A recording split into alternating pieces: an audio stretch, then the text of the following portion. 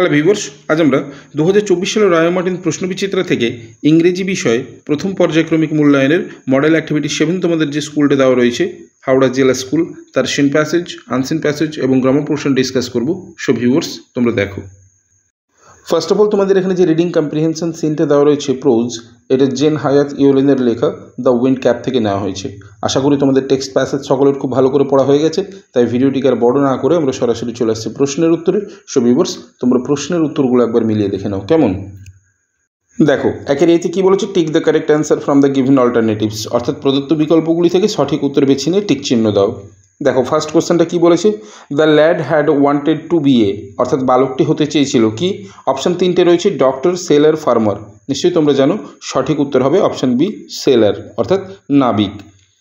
এরপর টু এর কোশ্চেনটিকে দেখো, টু এতে কী বলেছে, mother told the lad that he knew the smell of the, অর্থাৎ মা বলেছিলেন ছেলেটি গন্ধ জানে কিসের। অপশান তিনটে রয়েছে, সয়েল, ফুড, ফ্লাওয়ার। সঠিক অ্যান্সার হবে অপশান এ, সয়েল। ওকে, এরপর আমরা চলে আসবো বিয়ের দাগে। দেখো, বিয়ের দাগে কী বলেছে, অ্যান্সার দ্য ফলোয়িং কোশ্চেন্স, অর্থাৎ নিম্নলিখিত প্রশ্নগুলির উত্তর দাও।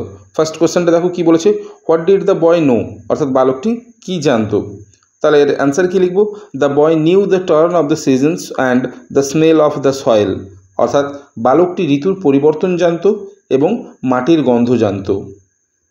এরপর টু এর কোশ্চেনটি দেখো, টু এতে কী বলেছে, why did the boy go about his farm work with a heavy heart, অর্থাৎ বালকটি কেন বিষণ্ণ হৃদয় নিয়ে খামার বাড়ির কাজে চলে গিয়েছিল। তাহলে এর অ্যান্সার কী লিখব, the boy went about his farm work with a heavy heart because he wanted to be a sailor but his mother insisted him to become a farmer. The boy never disobeyed his mother, অর্থাৎ বালকটি বিষণ্ণ হৃদয় নিয়ে খামার বাড়ির কাজে চলে গিয়েছিল, তার কারণ ছিল বালকটি হতে চেয়েছিল একজন নাবিক, কিন্তু তার মা তাকে বাধ্য করিয়েছিল একজন কৃষক হওয়ার জন্য, আর ওই বালকটি কোনো সময় তার মায়ের কথা অমান্য করতো না। ওকে, এরপর আমরা চলে আসবো রিডিং কম্প্রিহেনশন আনসিনে। দেখো, এখানে কি বলেছে, দুইয়ের দাগে, রিড দ্য প্যাসেজ কেয়ারফুলি, অর্থাৎ অনুচ্ছেদটিকে মনোযোগ সহকারে পড়ো, and answer the questions given below, এবং নিম্নলিখিত প্রশ্নগুলির উত্তর দাও। তোমাদের এখানে যে আনসিন প্যাসেজটা রয়েছে, আমি আনসিন প্যাসেজটা পড়ছি, প্রথমে ভালো করে তোমরা মন দিয়ে শোনো, এরপরেই কিন্তু প্রশ্নের উত্তরগুলো ডিসকাস করব কেমন।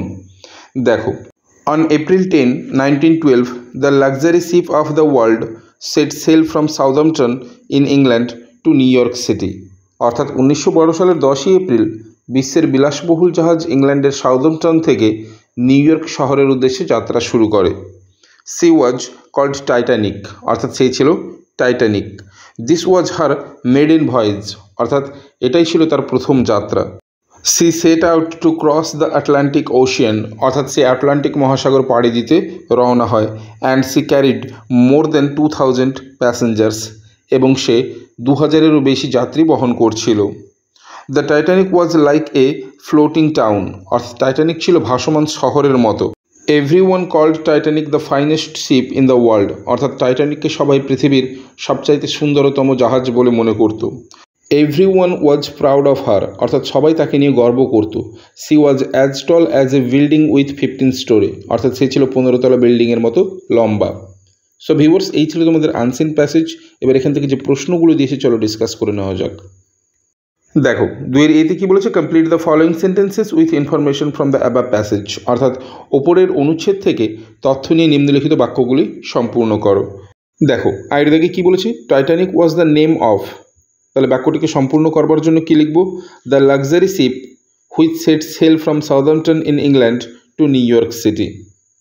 ওকে, অর্থাৎ টাইটানিক ছিল একটি বিলাসবহুল জাহাজ যেটা ইংল্যান্ডের সাউদাম্পটন থেকে যাত্রা শুরু করেছিল নিউ ইয়র্ক শহরের উদ্দেশ্যে।